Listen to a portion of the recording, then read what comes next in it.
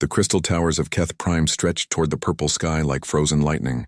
Each tower held millions of the Kethvar, beings made of living crystal whose bodies caught and reflected light in ways that hurt weaker eyes to look upon.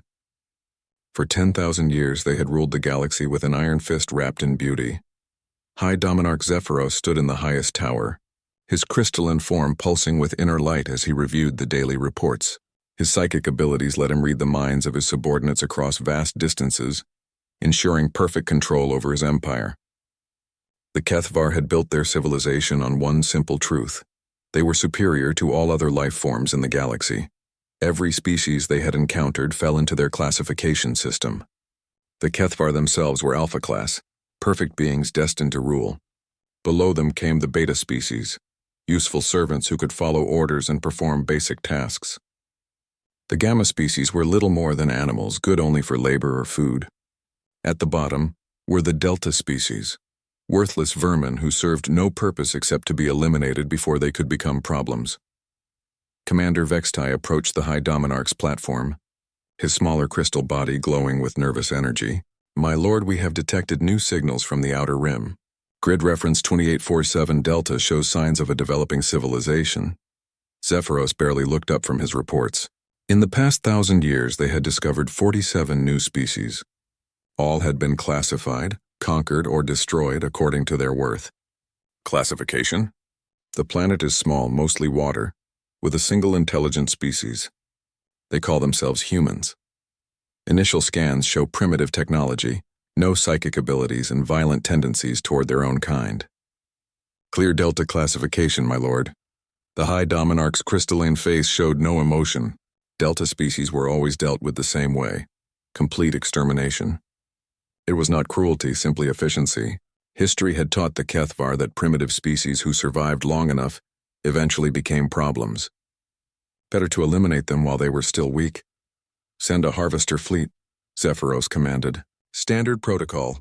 Glass the planet, harvest any useful resources, move on." Vextai bowed low. "At once, my lord." "Should we attempt communication first? Why would we speak to vermin?" The High Dominarch's psychic voice carried cold amusement. "You do not negotiate with parasites. You eliminate them." 3 solar cycles later, Harvester Fleet Omega-7 departed from Keth Prime. The fleet consisted of 12 massive ships, each one capable of destroying entire worlds. Fleet Commander Thanok had carried out dozens of similar missions. He expected this one to be finished within a standard rotation. The journey to the human homeworld took 40 cycles. During the trip, the Kethvar analyzed every signal they could intercept from Earth. The humans had barely achieved spaceflight. Their weapons were chemical-based projectiles and primitive explosives. They had no energy shields, no psychic defenses, no unified government. They were even fighting wars among themselves. "It almost seems wasteful to use a full harvester fleet," said Sub-Commander Irisville, as she watched the blue planet grow larger on their screens. "A single ship could handle this extermination." Thanok's crystal body pulsed with agreement. "Standard protocol exists for a reason. We eliminate quickly and completely, leaving no chance for survivors to become future threats." As the fleet entered Earth's solar system, they began broadcasting their standard ultimatum message. The translation algorithms quickly converted their psychic communication into the dominant human languages. The message was simple and had never changed in 10,000 years. "Primitive species of the third planet, you have been classified as unworthy of existence. Your civilization will be terminated. Resistance is futile. Surrender will not be accepted. Prepare for extinction." The Kethvar expected the usual responses: panic, desperate pleas for mercy, or futile threats from primitive leaders. Instead, something strange happened. The humans went quiet. Not the silence of terror, but the silence of activity. "My lord," reported Scanner Tech Quindos, "the planet's electromagnetic emissions are increasing rapidly. It appears they are mobilizing their military forces." Thanok found this amusing. "Let them gather their primitive weapons. It will make no difference." But as the fleet moved closer to Earth, more strange readings appeared. The humans had stopped their wars with each other completely. Every nation on the planet was working together, sharing resources and information at an unprecedented rate. Their factories were producing weapons around the clock. Most puzzling of all, they seemed to be preparing defensive positions rather than trying to flee. Perhaps they do not understand the message, suggested Irisval. Their primitive minds might not comprehend the certainty of their doom. All species understand death, Thainok replied. These humans will learn, just like all the others. The Harvester fleet took position around Earth and began the standard bombardment pattern. Massive energy beams lanced down from orbit, designed to crack continents and boil oceans. The first strikes hit exactly where they were supposed to, turning entire cities into glass and ash. But then something impossible happened. Return fire came from the planet's surface. The primitive human weapons should not have been able to reach orbital altitude, let alone penetrate Kethvar shields. Yet somehow missiles and energy beams were striking the fleet's outer vessels. The damage was minimal, but it was damage nonetheless. How are they doing this? Thainok demanded. His scanners showed that the humans had somehow jury-rigged their primitive rockets with power sources that should not have been possible with their technology level. More disturbing were the psychic readings. Every Kethvar possessed natural telepathic abilities that let them dominate weaker minds. It was one of their greatest advantages in conquest. They could simply take control of enemy leaders and make them surrender. But when they tried to use these powers on the humans, nothing happened. The human minds were chaotic, unpredictable, and somehow resistant to psychic control. Instead of the ordered, logical thought patterns that made other species easy to dominate, human consciousness seemed to operate on pure chaos and emotion. It was like trying to grasp smoke with crystal hands. "Sir, we are receiving communications from the planet," reported Communications Officer Zelthak. "The humans are talking to us." "Put it through," Thainok ordered, curious despite himself.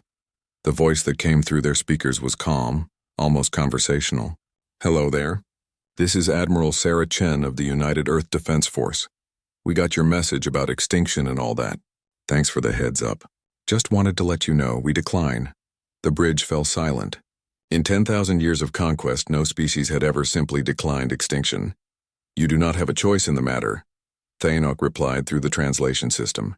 "Your species has been classified as Delta. You will be eliminated." "See? That's where you made your first mistake," Admiral Chen's voice continued. "You assumed we'd just roll over and die like everyone else. But here's the thing about humans. We're really, really bad at knowing when we're supposed to give up." Before Thainoke could respond, every human city on the planet suddenly lit up with weapons fire. Not the desperate, scattered resistance they had seen from other species, but coordinated, targeted strikes that hit the fleet's weak points with impossible accuracy. 2 of the outer ships suffered shield failures. Another took hull damage from what appeared to be modified nuclear weapons. The impossible was happening. A Delta-class species was fighting back effectively against Alpha-class technology. "All ships, increase bombardment intensity," Thainok ordered. "Burn every square meter of that planet's surface." But even as the order went out, he felt something he had not experienced in centuries of conquest. For the first time since the Kethvar had achieved interstellar flight, Commander Thainok felt doubt. On the surface of Earth, Admiral Chen closed the communication channel and turned to her staff. "Well, that got their attention. Phase 1 is complete. Signal all units, begin Phase 2. The real war was about to begin." The Kethvar had made their first mistake the moment they announced their arrival. They had given humanity something no other species had ever received: advance warning. Admiral Chen stood in the war room deep beneath the Rocky Mountains, watching displays that showed the orbital battle raging above. 3 years ago, when Earth's deep space telescopes had first detected the approaching alien fleet, the world's governments had done something unprecedented in human history. They had stopped fighting each other completely and united against a common threat. "Status report," Chen ordered. Colonel Martinez pulled up a holographic display. "Orbital Defense Platform 7 took a direct hit but is still operational. The enemy is focusing their fire on our major population centers, just like we predicted. Civilian evacuations to the bunker cities are 90% complete," Chen nodded. The bunker cities had been humanity's first priority once they realized what was coming. While the Kethvar spent 3 years traveling to Earth, humans had been digging. Every major city now had a complete underground duplicate, connected by tunnels and powered by geothermal energy. The surface cities were mostly empty now, filled with nothing but decoy targets and hidden weapon systems. "What about the retaliation strikes?" she asked. "Better than expected, ma'am. We're hitting them with everything we've got. The jury-rigged fusion drives are working perfectly. Our missiles are actually reaching their ships. The fusion drives had been Dr. Petrov's idea. By strapping small fusion reactors to conventional rockets, they had managed to create weapons that could reach orbital altitude and punch through basic energy shields. It was crude, dangerous, and exactly the kind of insane solution that only humans would attempt. Above Earth's atmosphere, Fleet Commander Thainok stared at his damage reports in disbelief. 3 of his ships had sustained actual hull breaches. 2 more had lost primary shields. This was supposed to be a simple extermination mission, not a battle. "Sir, the humans are launching another wave of missiles," reported his weapons officer. "Same configuration as before, but there are more of them this time." "Impossible. Our scans showed they had limited industrial capacity. How can they be producing more weapons during active bombardment?" What Thainok didn't understand was that humans had spent 3 years converting their entire industrial base for war production. Every factory, every assembly line, every manufacturing facility on the planet was now producing weapons, ammunition, or defensive systems. The surface factories might be destroyed, but the underground facilities were still running at full capacity. "Sir, we're receiving another transmission from the planet," the communications officer reported. "Put it through." Admiral Chen's voice came through clearly, though explosions could be heard in the background. "Hey there, Crystal Boys. Just wanted to thank you for the fireworks show. Really impressive light display. But we've got a question for you." "Speak," Thainok replied coldly. "Did you really think we'd just sit here and let you blow us up?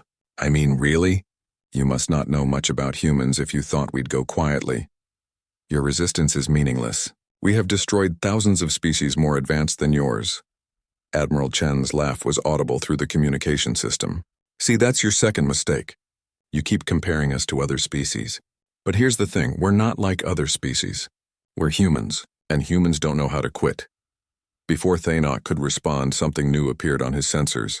The humans were launching what appeared to be crude spacecraft, barely more than missiles with life support systems attached. But these weren't aimed at his fleet. They were heading for the outer edge of the solar system. "What are they doing?"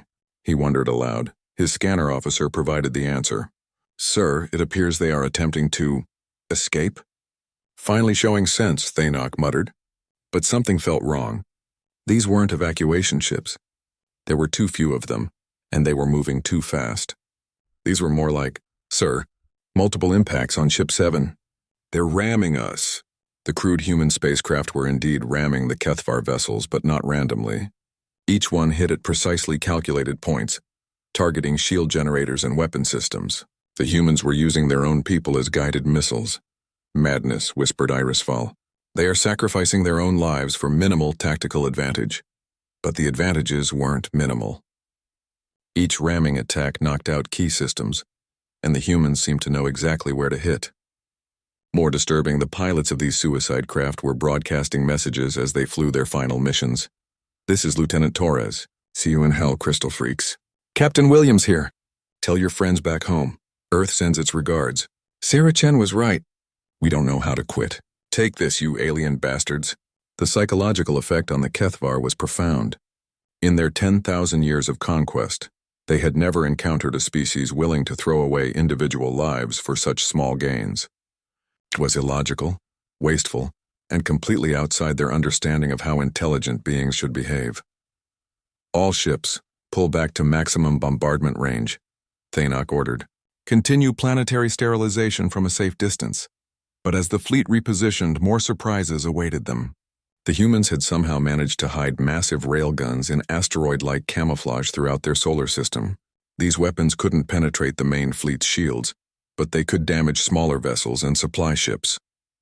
Worse, the human weapons seemed to be improving with each attack. Early missiles had been crude and easily shot down, but each new wave showed design improvements as if the humans were learning and adapting in real time. "Sir, how is this possible?" asked Subcommander Irisful. "Our intelligence clearly showed these humans were primitive. They shouldn't have this level of tactical coordination or technological adaptation." Thainok was beginning to wonder the same thing. Every Kethvar conquest followed the same pattern. Initial resistance, followed by surrender once the primitive species realized the hopelessness of their situation. But these humans seemed to get more dangerous the longer the fight continued. "Sir, we have a problem," the communications officer announced. "We've lost contact with Supply Convoy Beta." "What do you mean, lost contact?" "They were scheduled to rendezvous with us 6 hours ago. Their last transmission was unusual." "Show me." The recording played on the bridge speakers. It started normally, routine supply convoy chatter between Kethvar crew members. Then suddenly there were sounds of combat, shouting, and what sounded like hull breaches. The last words were from Convoy Commander Yethal. "How did they get aboard?" "They came from nowhere. They're using our own weapons against us." "Then silence. Impossible," Thanos said. "Humans cannot survive in space without environmental suits. They have no ships capable of intercepting our convoys." But even as he spoke, he knew something was wrong. The humans were doing many things that should have been impossible. Their weapons were too effective, their coordination too perfect, their resistance too organized. On Earth's surface, Admiral Chen was coordinating humanity's response from her underground command center. Banks of computers showed real-time tactical data, much of it gathered by human operatives who had somehow managed to infiltrate Kethvar supply lines. "Ma'am, Boarding Team 7 reports successful capture of alien supply convoy," Colonel Martinez announced. "They're requesting immediate pickup." "Negative," Chen replied. "Tell them to learn everything they can about alien technology, then scuttle the ships. We can't risk exposing our space-capable units yet."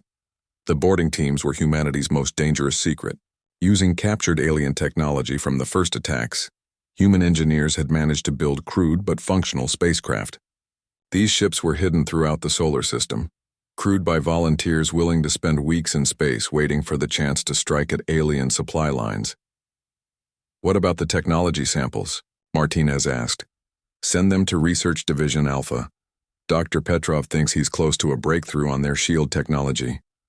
This was humanity's greatest advantage. While other species had probably tried to resist the Kethvar in the past, none had possessed humanity's ability to reverse engineer captured technology under combat conditions. Human scientists and engineers were working around the clock, taking apart every piece of alien equipment they could capture and finding ways to turn it into weapons. Back in orbit, Thanos was receiving increasingly disturbing reports. 3 more supply convoys had gone missing. 2 of his escort frigates had suffered mysterious system failures. Most troubling of all, his fleet's psychic communications network was experiencing interference. "Sir, we're detecting some kind of psychic static," reported his mental communications officer. "It's making long-range telepathic contact difficult." "Source?" "Unknown, sir. It seems to be coming from the planet itself. But humans aren't supposed to have psychic abilities." What the Kethvar didn't realize was that humanity had captured several of their telepathic communication devices in the early attacks. Human scientists couldn't use them directly, but they had figured out how to generate interference that disrupted Kethvar mental networks. It was like jamming a radio, but for telepathic communications. "Sir," the scanner officer called out urgently, "we have multiple contacts approaching from the outer system. Configuration unknown." Thanos looked at the tactical disc doctor. Elena Petrov stared at the alien crystal in her hands, its surface pulsing with inner light even though it had been removed from its original host 12 hours ago. The laboratory around her buzzed with activity as teams of scientists worked around the clock to understand Kethvar technology. "Tell me you have good news." "Elena," Admiral Chen said as she entered the underground research facility. "Better than good," Petrov replied, holding up the crystal. "This is their psychic amplifier. Every Kethvar has one surgically implanted in their brainstem. It's how they control other species and coordinate their fleets. Can we use it? Not directly. Human brain chemistry is too different, but we can do something better." Petrov moved to a table covered with modified human technology. "We can copy it." She picked up what looked like a standard military helmet, but it had been extensively modified with crystal fragments and electronic components. "We've created a psychic interface that works with human neural patterns. It doesn't give us mind control like theirs, but it does something they never expected, which is perfect tactical coordination. Put 100 human soldiers wearing these helmets in the field, and they can communicate instantly across any distance. No radio chatter, no communication delays, no chance of interception. Pure thought-to-thought contact." Chen smiled grimly. "Show me." Petrov activated the device and handed it to the admiral.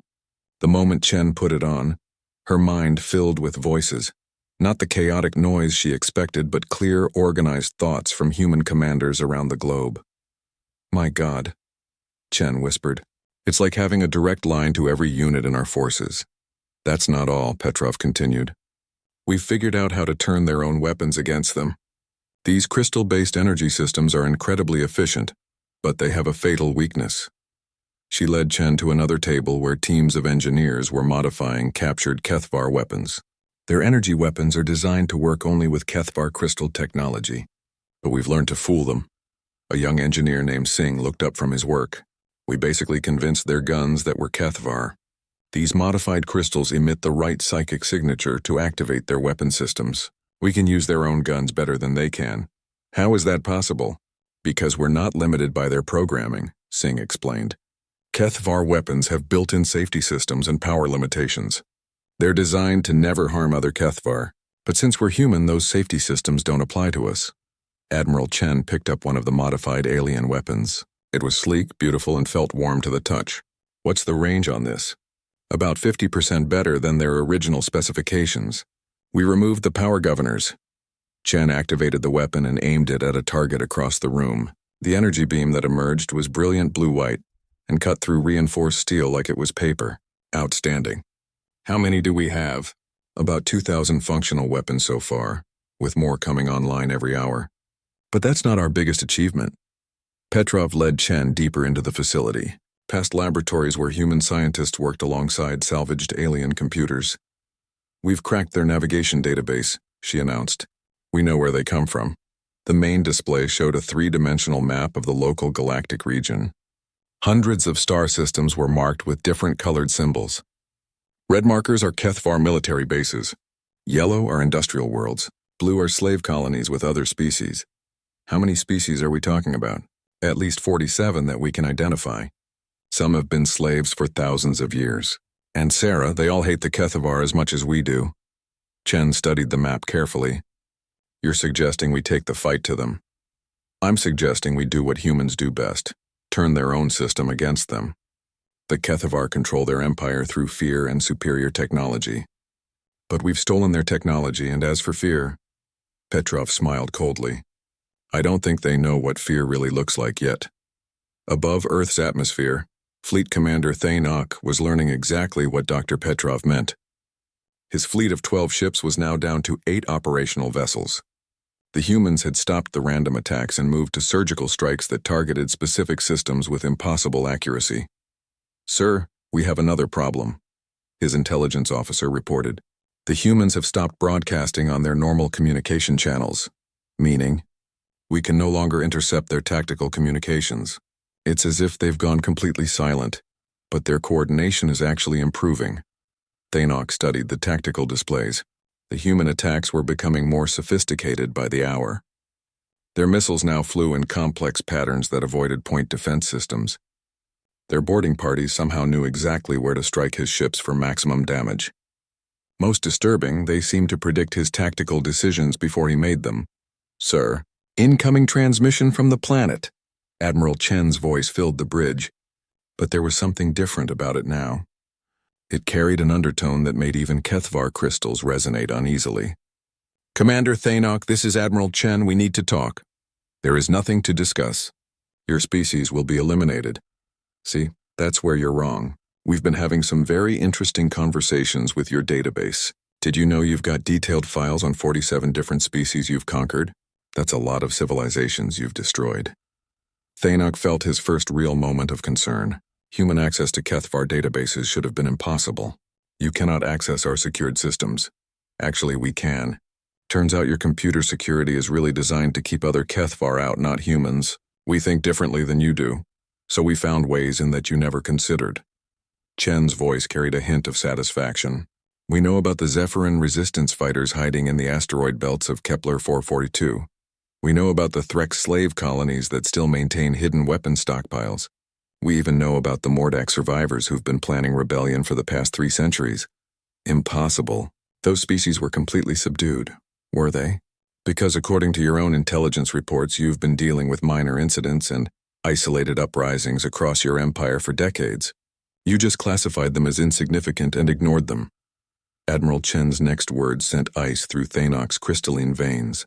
We're about to make those incidents a lot less minor. On Earth, preparation for humanity's counterattack was reaching its final stages. The underground factories had produced enough modified weapons and equipment to outfit 50,000 human soldiers. More importantly, they had built something the galaxy had never seen before: human starships designed specifically for war. Captain Rodriguez stood on the bridge of the UES Retribution, humanity's first real warship. It wasn't beautiful like Kethvar vessels. It was ugly, functional, and designed with one purpose in mind: to hurt the enemy as badly as possible before being destroyed. All systems green, Admiral, Rodriguez reported to Chen via their new psychic communication network. Fleet is ready for Phase 3. The human fleet consisted of 50 ships, each one built from captured Kethvar technology, but modified to match human tactical thinking. They were fast, heavily armed, and designed to operate independently if needed. Most importantly, they were crewed by volunteers who understood they might not come home. Remember the mission parameters, Chen told her captains. We're not trying to conquer the Kethvar Empire.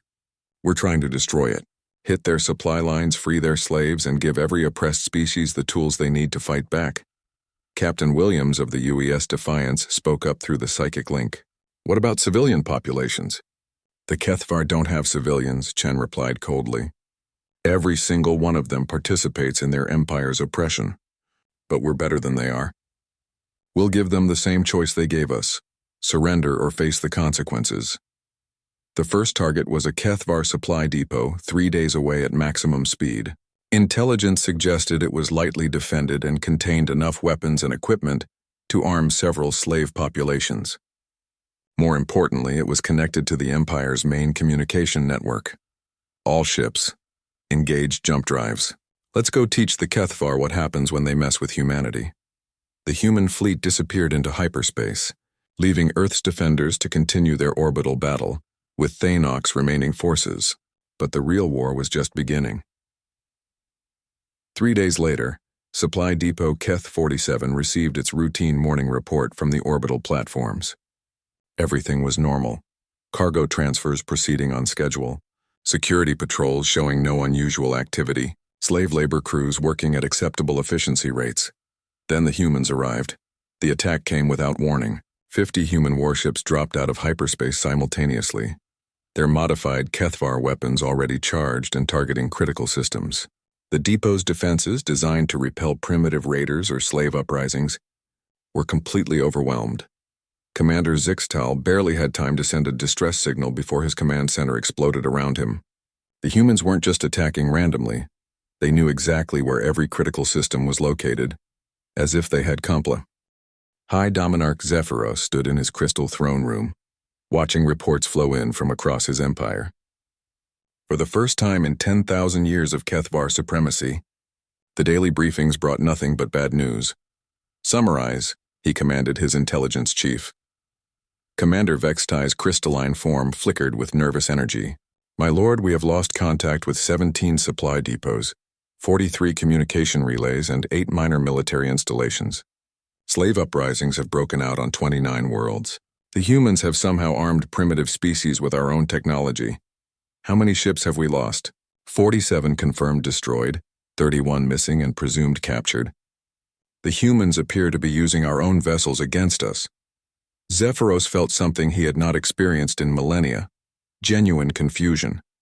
The reports made no logical sense. A single primitive species could not possibly coordinate attacks across half the galaxy, yet the evidence was undeniable. What is the status of Fleet Commander Thanok? Still engaged in orbit around the human homeworld, my lord. His forces are reduced to 4 ships, but he reports the planet's surface is almost completely sterilized. Almost. The humans appear to have extensive underground facilities. Complete planetary sterilization may require additional resources. High Dominarch Zephyros processed this information with growing unease. A standard harvester fleet should have been able to eliminate any Delta-class species within days. The fact that Thanok was still fighting after weeks suggested something was fundamentally wrong with their intelligence assessments. Recall all available fleets, he ordered. If this human infestation has spread beyond their homeworld, we must contain it before it infects other systems. What Zephyros didn't understand was that containment was already impossible. Human strike forces were operating throughout Kethvar space, and they weren't just hitting random targets. They were systematically dismantling the infrastructure that held the Empire together. Captain Sarah Williams stood on the bridge of the UES Defiance, studying tactical displays that showed the Rigel system ahead. Intelligence indicated it was a major Kethvar, industrial world with over 10 million crystal beings working in weapons, factories and shipyards. Remember the mission parameters? She told her crew through their psychic communication network. We're not here to commit genocide. We're here to cripple their war production and free their slaves.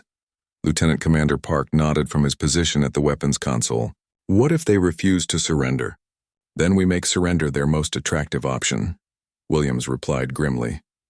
The Defiance and her escort ships dropped out of hyperspace at the edge of the Rigel system, immediately launching a cloud of sensor probes to map the system's defenses.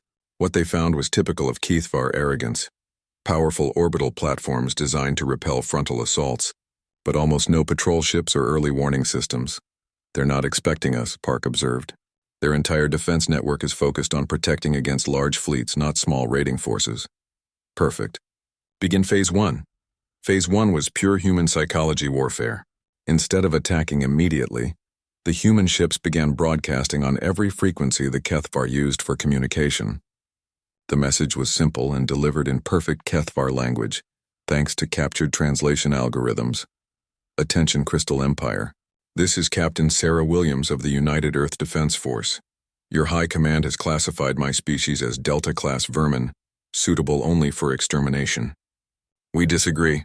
You have exactly 1 hour to evacuate all non-essential personnel from your military installations. After that, we will begin demonstrating why underestimating humans was the worst mistake you ever made. The response from Rigel Command was predictable. Primitive species, you are outnumbered and outgunned. Surrender immediately or face complete annihilation. Captain Williams smiled coldly. Counter-offer. You surrender immediately, or we turn your entire industrial complex into scrap metal. You have 59 minutes to decide. The Kethvar response was to launch everything they had at the human ships. Orbital defense platforms opened fire with massive energy beams, while fighter squadrons boiled up from the planet's surface. It was an impressive display of firepower that should have vaporized the small human force. Instead, the human ships simply weren't there when the attacks arrived. Cloaking technology? Wondered System Defense Commander Korthek as his targeting systems found nothing but empty space. Negative, his sensor officer replied. They appear to be using some form of dimensional displacement. Our weapons are hitting the correct coordinates, but the ships have somehow moved to parallel dimensional space. What the Kethvar didn't understand was that humans had taken their captured technology and improved it in ways the original designers never imagined. Human scientists had discovered that Kethvar shield generators could be modified to create brief dimensional shifts, allowing ships to temporarily exist slightly out of phase with normal space. The human ships reappeared directly behind the orbital platforms, their modified Kethvar weapons cutting through shields and armor like tissue paper. But instead of destroying the platforms completely, they targeted specific systems, power generators, communication arrays, weapons controls. Attention Rigel Command, Captain Williams broadcast as the orbital defenses went dark one by one. As promised, we are now demonstrating human military capabilities. Your defenses have been neutralized without killing a single Kethvar. This is us being merciful. Don't make us change our minds. The attack on the planetary surface was equally surgical. Human boarding parties, wearing modified Kethvar environmental suits and carrying captured weapons, appeared throughout the industrial complex. But they weren't there to destroy everything. They were there to liberate the slave workers. Commander Korthek watched in horror as his labor camps emptied. Thousands of Zephyrin, Threx, and Mordak slaves were being armed with Kethvar weapons by human soldiers. Worse, the slaves knew exactly how to use the weapons. Someone had been training them. Sir, we're receiving reports from across the system, his communications officer announced. The humans have landed teams on every major installation. They're not trying to hold territory. They're just freeing slaves and destroying our production capacity. How is this possible? How do they know the layout of our facilities? How do they speak our languages? How do they know which systems to target? The answer came from an unexpected source. Dr. Elena Petrov's voice filled the Kethvar command center. speaking in perfect crystal speech. Hello, Commander Korthek. This is Dr. Elena Petrov of the Human Research Division. I thought you might like to know how we're doing this. How are you speaking our language? Korthek demanded. We learned it from your own people. Did you know that when you kill a Kethvar, their brain crystals retain memories for several hours? We've been studying them very carefully. We know your military codes, your defensive strategies, your industrial processes, even your personal fears. We know everything about you. Korthek's crystal form went dark with horror. Impossible. Crystal memory deteriorates immediately upon death. Not if you know how to preserve it.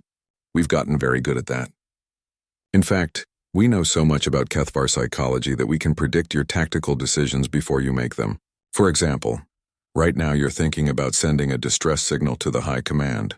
Don't bother. We're jamming all your communications. As if to prove the point, every communication system in the Rigel system suddenly went silent. The humans had somehow identified and disabled every method the Kethvar had for calling for help. What do you want? Korthek asked, his proud crystal voice cracking with defeat. We want you to understand something very important, Dr. Petrov replied. You classify species as alpha, beta, gamma, and delta. You think the universe is a hierarchy with you at the top. But you're wrong. The universe doesn't care about your classifications. It only cares about adaptation and survival. And humans are very, very good at both. Captain Williams took over the communication. Here's what's going to happen, Commander. You're going to order all Kethvar personnel to evacuate this system immediately. Take your families, take your personal belongings, but leave everything else. This system now belongs to the species you enslaved. And if I refuse, then we stop being merciful. So far we've avoided killing Kethvar civilians. But if you force us to, we'll turn this entire system into a monument to human determination. Your choice. The evacuation took 18 hours. Kethvar transport ships fled the Rigel system carrying millions of crystal beings who had never experienced defeat before.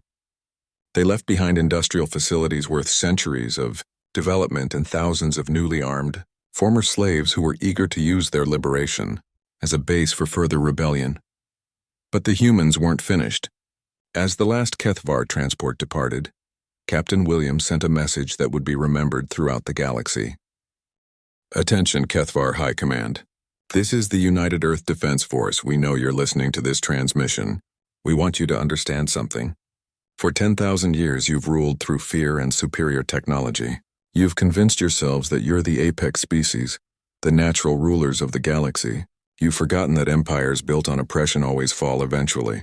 They fall because oppressed people never stop looking for High Dominarch Zephyros, stared at the galactic map in his war room, watching red warning lights blink across half his empire. 47 worlds in open rebellion. 16 fleets reported missing or destroyed. Supply lines cut. Communication networks compromised. In 6 months, the humans had accomplished what no enemy had managed in 10,000 years. They had brought the Kethvar Empire to its knees.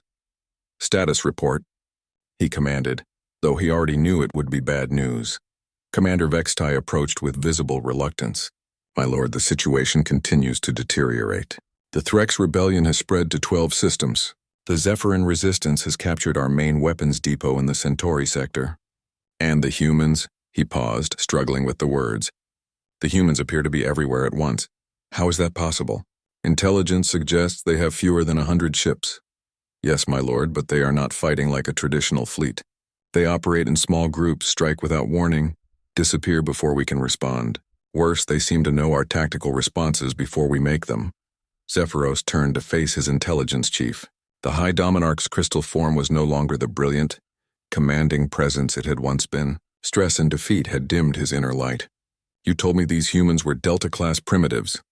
All our initial assessments indicated your assessments were wrong. The psychic shout that erupted from Zephyros shattered crystal fixtures throughout the room. These humans have made us look like fools. They have turned our own empire against us.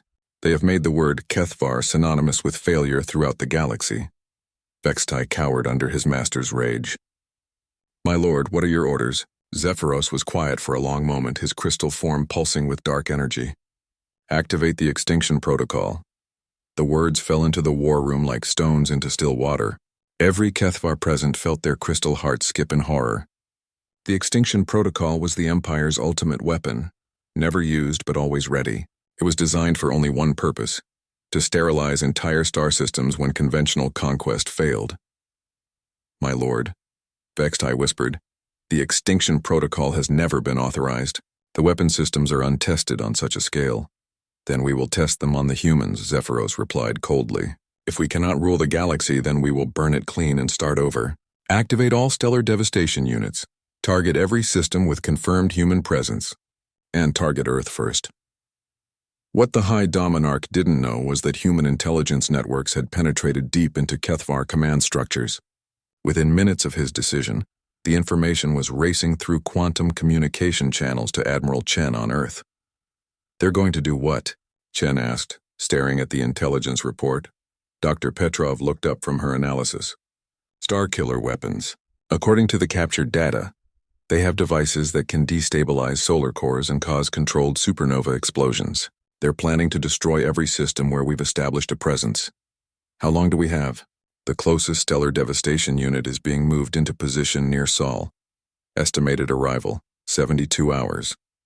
Chen felt ice in her veins. This was the scenario they had always feared. A desperate enemy willing to commit genocide on a galactic scale rather than accept defeat. Options? We could try to evacuate Earth's population, but there's nowhere to run. If they're targeting all human-occupied systems, the entire galaxy becomes a death trap. Petrov paused, then continued more quietly. Or we implement Operation Final Answer. Admiral Chen had hoped they would never need Operation Final Answer. It was humanity's most classified and morally questionable contingency plan, developed by their best strategic minds and most ruthless psychologists. It was designed for exactly this situation, when an enemy chose mutual destruction over surrender. Brief me, Chen ordered. For the past 3 months, our infiltration teams have been placing sleeper agents throughout Kethvar space. Not human agents, we could never pass for crystal beings. Instead, we've been using converted Kethvar. Converted how? Dr. Petrov activated a holographic display showing human technology integrated with Kethvar biology. We discovered that Kethvar brain crystals can be modified using their own psychic amplification technology. The process essentially reprograms their fundamental thought patterns, making them loyal to human interests instead of Kethvar supremacy. Chen stared at the display with a mixture of admiration and horror. You're talking about mind control. We're talking about survival, Petrov replied firmly. These converted Kethvar have been placed in key positions throughout their empire. Command centers, research facilities, weapons installations. They appear normal to other Kethvar, but they follow human directives. How many? Approximately 12,000. Including some very highly placed individuals. Admiral Chen made her decision. Activate Operation Final Answer. Full implementation. The order went out through humanity's quantum communication network, reaching converted Kethvar agents throughout the galaxy. The results were immediate and devastating. On Keth Prime, Commander Yithek received the activation signal as he stood in the Empire's primary weapons control center. To his colleagues, he appeared to be the same loyal Kethvar officer he had always been. But 3 months ago, a human infiltration team had captured him and subjected him to consciousness modification. Now he served humanity's interests with the same fanatical devotion he had once shown to the Crystal Empire. Beginning final safety checks on Stellar Devastation Unit 7, he announced to his subordinates. It was a routine procedure that no one questioned, but instead of conducting safety checks, Yithek began implementing a program that human technicians had installed in his modified brain. With practiced efficiency, he began sabotaging the Starkiller weapon from within, introducing flaws that would cause it to malfunction at the critical moment. Similar scenes played out across the Kethvar Empire. Weapons officers introduced subtle programming errors into targeting systems. Supply commanders rerouted critical materials to human forces. Communication technicians inserted false data into intelligence reports. The Kethvar Empire's own personnel were systematically betraying it from within. High Dominarch Zephyros remained unaware of the sabotage as he watched the deployment of his ultimate weapons on the main tactical display. Status of Stellar Devastation Unit 1, approaching the human homeworld, my lord, reported his operations chief, another converted Kethvar who now served human interests. All systems show optimal function. Excellent. Once Earth is destroyed, the human infestation will collapse. Their entire species appears to be psychologically dependent on their homeworld. What Zephyros didn't understand was that humans had been planning for this scenario since the war began. Earth's population had been quietly relocated to hidden colonies throughout the galaxy. The planet below was mostly automated defenses and volunteer skeleton crews who had chosen to stay behind. Admiral Chen stood in Earth's deepest command bunker, watching the massive Kethfar weapon approach on her screens. All stations prepare for final answer Phase 2. Captain Rodriguez, now commanding Earth's defense fleet, opened communications with the approaching Stellar Devastation Unit. Attention Kethvar weapon platform. This is Admiral Sarah Chen of the United Earth Defense Force. Before you destroy my planet, I thought you might like to know something interesting. The Kethvar commander responded with cold arrogance. Speak quickly, Primitive. Your world has minutes remaining. Do you remember Commander Yithek, your weapons specialist? The one who certified your Starkiller device as fully operational? Of course. He is one of our most trusted officers. Admiral Chen smiled grimly. 3 months ago, we captured him during a raid on your supply depot. We modified his brain crystal using your own psychic technology. He's been working for us ever since. A moment of horrified silence followed this revelation. That's impossible, the Kethvar commander finally replied. Crystal modification of living beings has never been achieved. You're right. It had never been achieved by Kethvar scientists. But human scientists think differently than you do. We don't just use your technology the way you intended. We improve it, modify it, turn it into something new, something better. Chen's voice took on a tone of grim satisfaction. Commander Yithek has been sabotaging your Starkiller weapons for months. Every single Stellar Devastation unit in your arsenal has been compromised. And he's not the only one working for us. As if summoned by her words, converted Kethvar agents throughout the Empire began revealing themselves. Thousands of crystal beings who had appeared loyal suddenly turned on their own kind, seizing control of critical facilities and broadcasting their new allegiance to humanity. Attention, Kethvar Empire, came a transmission from Keth Prime itself. The voice belonged to High Commander Zithval, one of the Empire's most trusted military L.